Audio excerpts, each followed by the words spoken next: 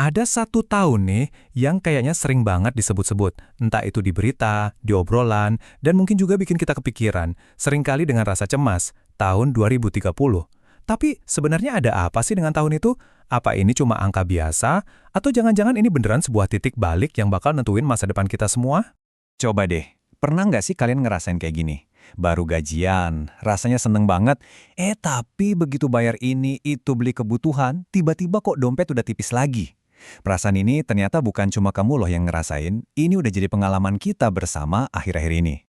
Nah, pertanyaan inilah yang jadi inti dari pembahasan kita kali ini. Apakah tekanan finansial yang kita rasain sehari-hari ini cuma siklus ekonomi biasa yang nanti juga lewat? Atau ini adalah getaran-getaran awal dari gempa besar yang puncaknya ada di tahun 2030. Untuk memahami krisis ini, kita sebenarnya nggak perlu lihat jauh-jauh ke masa depan.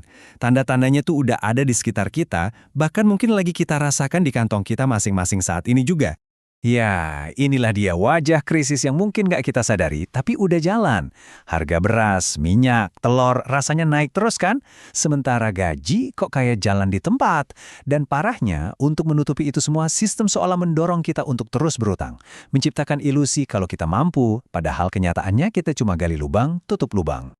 Nah, grafik ini bener-bener ngegambarin dengan sempurna perasaan lari sekencang-kencangnya tapi kok nggak nyampe-nyampe. Gimana nggak ketika biaya hidup meroket jauh lebih cepat daripada kenaikan gaji kita, ya kita bakal selalu merasa ketinggalan.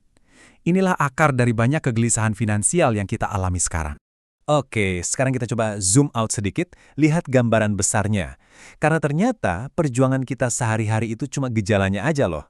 Di balik layar ada pergeseran sistem global yang jauh lebih besar lagi. Pernah dengar istilah ini? The Great Reset. Ini tuh rencana super ambisius dari para pemimpin dan elit dunia. Di permukaannya sih tujuannya kedengaran bagus ya, membangun dunia yang lebih baik, lebih adil, lebih hijau. Tapi beberapa gagasannya, seperti identitas digital terpusat dan sistem ekonomi baru, justru memicu banyak kontroversi dan ketakutan di seluruh dunia. Nah, ini dia kutipan yang bikin geger di mana-mana. WEF pernah merilis video dengan prediksi ini dan langsung memicu perdebatan sengit.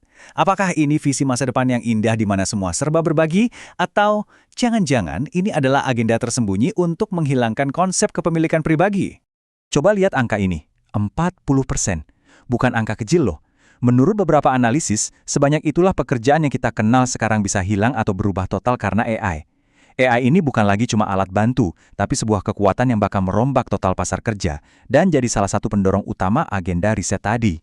Dan guncangannya tuh nggak cuma di dunia kerja aja. Di waktu yang sama, pilar-pilar tatanan dunia ini lagi goyang juga. Kita lihat fenomena dedolarisasi, di mana negara-negara besar mulai ninggalin dolar AS, ini jelas menantang dominasi ekonomi Amerika selama puluhan tahun. Ditambah lagi dengan pergeseran kekuatan militer, peta kekuatan global yang kita kenal selama ini sedang digambar ulang. Ketidakpastiannya jadi makin tebal. Oke, setelah lihat kondisi global yang lumayan bikin pusing ya, sekarang kita tarik fokusnya ke dalam negeri. Kenapa sih tahun 2030 ini jadi momen yang sebegitu pentingnya, momen penentu hidup mati bagi masa depan bangsa kita Indonesia? Kuncinya ada di sini, bonus demografi. Gampangnya, ini adalah momen super langka yang cuma terjadi sekali dalam sejarah sebuah bangsa. Kita dianugerahi populasi usia produktif, anak-anak muda yang sangat besar. Ini adalah modal yang luar biasa, sebuah berkah kalau kita bisa memanfaatkannya dengan benar. Lihat deh timeline ini, benar-benar menunjukin betapa mepetnya waktu kita. Tahun 2030 itu puncaknya, klimaksnya. Setelah itu, jendela kesempatan ini mulai menyempit dan tantangan populasi menua akan semakin besar. Kita benar-benar lagi balapan sama waktu. Jadi, ya, kita ini benar-benar lagi di persimpangan jalan. Satu jalan bisa membawa kita jadi negara maju yang disegani dunia. Tapi jalan yang satunya lagi, kalau kita gagal memanfaatkan momen emas ini, bisa mengarah pada stagnasi, atau bahkan skenario yang lebih buruk. Taruhannya nggak main-main. Oke, cukup bikin cemas ya. Tenang, setelah kita tahu tantangannya, sekarang kita balik fokusnya. Kita nggak mau cuma jadi penonton yang pasrah kan? Jadi, gimana caranya kita bisa mempersiapkan diri untuk menghadapi semua ini? Ada cara berpikir yang keren banget nih. Daripada cuma mikirin gimana caranya sukses, coba deh kita pikirin dulu. Apa aja sih yang bisa bikin kita gagal? Dengan mengidentifikasi semua resiko dan potensi masalah dari awal, kita justru bisa membangun strategi pertahanan yang jauh lebih kuat. Nah, ini dia blueprint-nya, dibagi jadi 4 pilar utama. 1. Kuasai keahlian yang relevan buat masa depan. 2. Jangan lagi bergantung pada satu sumber pemasukan.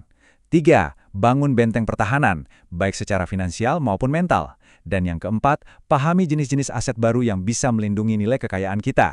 Yuk kita bedah satu persatu.